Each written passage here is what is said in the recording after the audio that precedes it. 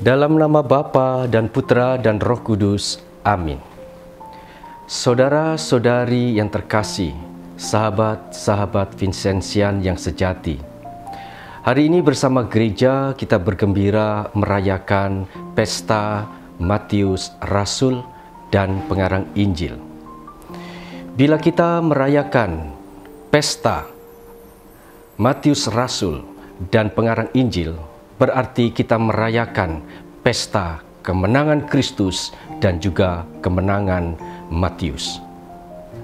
Yesus telah menang, menyelamatkan satu jiwa. Yesus telah menang, menghadirkan kasih kepada orang yang berdosa.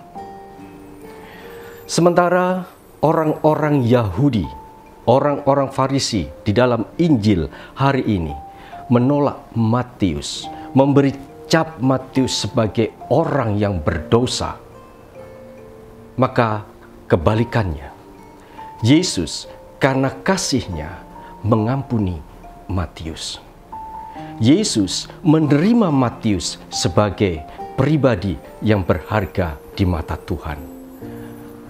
Yesus memberikan kesempatan kepada Matius untuk menumbuhkan talenta-talenta, berkat-berkat dan rahmat yang Tuhan telah berikan. Dan akhirnya saudara, Matius boleh bertumbuh dan berkembang dan menjadi seorang rasul dan pengarang Injil. Dalam pesta ini kita juga merayakan kemenangan Matius. Matius sebagai orang yang berdosa, orang yang bersalah, yang disingkirkan oleh orang-orang Yahudi. Ketika Yesus menyapanya dan mengajaknya, ikutlah aku. Dia segera bangun, meninggalkan masa lalunya, meninggalkan segala kelemahan dan dosanya, dan dia mengikuti Yesus. Dengan mengikuti Yesus yang beroleh pengampunan, maka saudaraku yang terkasih, Matius bertumbuh di dalam iman, di dalam pengharapan, di dalam kasih juga. Matius juga bertumbuh terhadap berkat-berkat dan rahmat-rahmat yang diberikan kepadanya.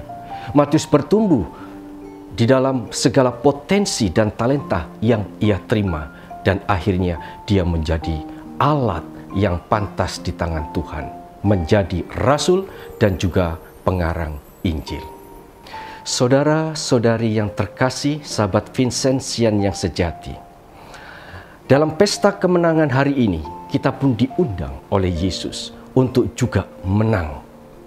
Sebagaimana Kristus yang telah menyelamatkan jiwa-jiwa, memenangkan satu jiwa, kita pun diundang juga untuk menang, menyelamatkan jiwa-jiwa. Santo Vincentius di dalam konferensinya tanggal 15 Juni 1647, dia mengatakan seperti ini: Tuhan kita Yesus Kristus yang telah memanggil kita untuk meneladani cara hidupnya akan memberi kita bagian pada semangatnya dan akhirnya pada kemuliaannya. Maka saudaraku terkasih, jika kita mengikuti panggilan Kristus bagaimana Vincentius mengatakan, maka kita perlu meneladani cara hidupnya.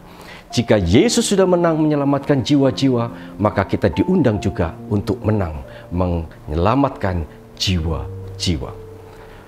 Di dalam keutamaan Santo Vincentius yang kelima, yaitu menyelamatkan jiwa-jiwa.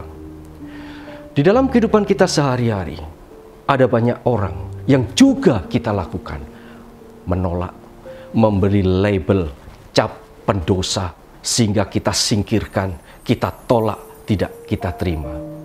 Maka mari kita mencoba bahwa kita melihat ada potensi yang baik, yang bagus dalam setiap orang, sehingga seperti Yesus kita pun memberi kesempatan untuk bertobat dan menumbuhkannya.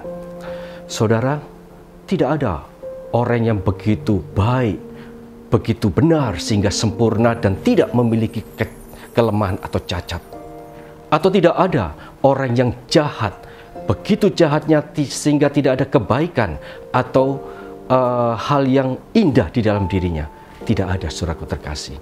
Kalau kita melihat setiap orang itu buruk dan buruk, begitu buruknya, maka saya kira itu pikiran kita yang buruk, hati kita yang jahat.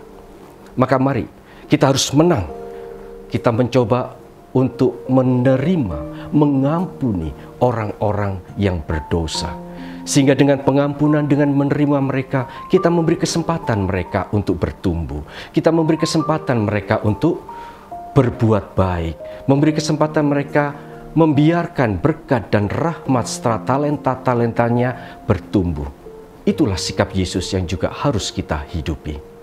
Yang kedua, saudaraku terkasih, sebagaimana Matius, kita pun juga harus menang.